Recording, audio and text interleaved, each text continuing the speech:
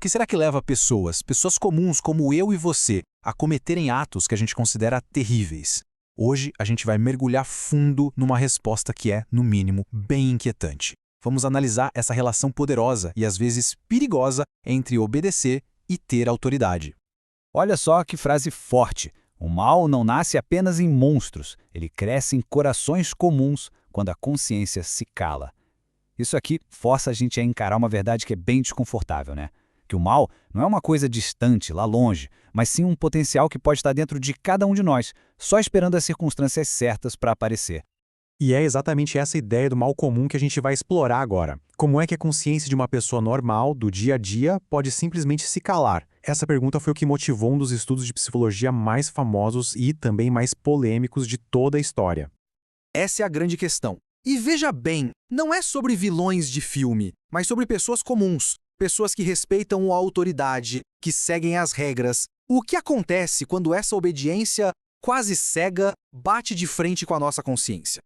Para tentar responder essa pergunta, um psicólogo chamado Stanley Milgram criou um experimento, super engenhoso. Ele foi projetado para medir a força exata que a autoridade tem sobre o comportamento de uma pessoa.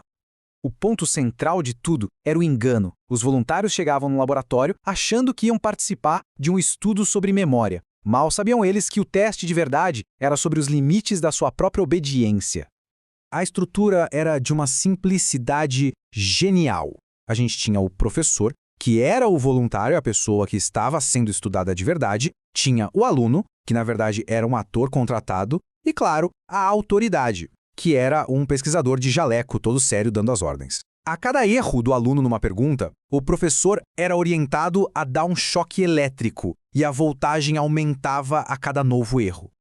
E aqui que a coisa fica tensa. O ator começava a gritar, a reclamar de dor, de problema no coração, implorando para parar. O participante, o professor, ficava ali, visivelmente agoniado. E aí, o que a maioria fez? Parou ou continuou? O resultado foi simplesmente chocante. A grande maioria dos participantes, mesmo ouvindo os gritos de dor, sentindo aquele desconforto gigante, continuou a dar os choques, até os níveis mais perigosos. E a justificativa? Uma figura de autoridade simplesmente dizia: o experimento exige que você continue. Bastou isso. O que um resultado desses revela sobre a natureza humana, hein? E o que isso nos diz sobre a força que às vezes é avassaladora da obediência?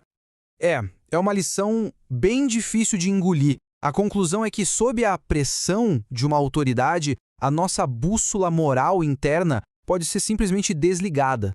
A responsabilidade meio que é transferida para quem está dando a ordem e a consciência se cala.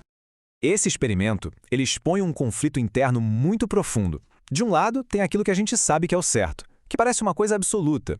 Mas do outro, tem a pressão do grupo, a obediência, que podem fazer o errado parecer normal. Afinal, se está todo mundo fazendo, como é que pode ser tão errado assim? Só que esse princípio não ficou preso num laboratório lá em 1961. Os ecos disso ressoam pela história e aparecem até hoje, nos nossos dias. O padrão é bem claro. A gente vê esse mecanismo em guerras, em ditaduras, onde a desculpa era sempre eu estava apenas seguindo ordens. E a gente vê isso hoje, de uma forma talvez mais sutil, nas redes sociais, onde a pressão do grupo pode calar a consciência de uma pessoa e normalizar até discursos de ódio.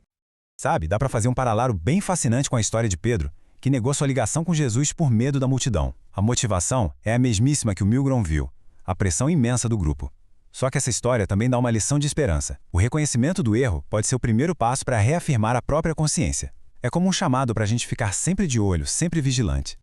E tudo isso nos traz até o nosso momento, até o agora. Toda essa análise da psicologia, a história, se resume a um desafio pessoal para cada um de nós. A maior ameaça, talvez, não seja aquele mal escancarado, óbvio. É um mal que vem disfarçado de dever, de ordem, de normalidade. É um mal que veste o uniforme da obediência. E assim a gente termina com essa pergunta no ar. O que impediria alguém de obedecer a uma ordem injusta se todo mundo ao redor concorda com ela? Não tem resposta fácil, né? É um convite à reflexão para fortalecer a própria consciência. Porque, como o experimento de Milgram deixou claro, a pressão para se conformar é imensa. E a coragem de dizer não é ao mesmo tempo uma coisa rara e absolutamente essencial.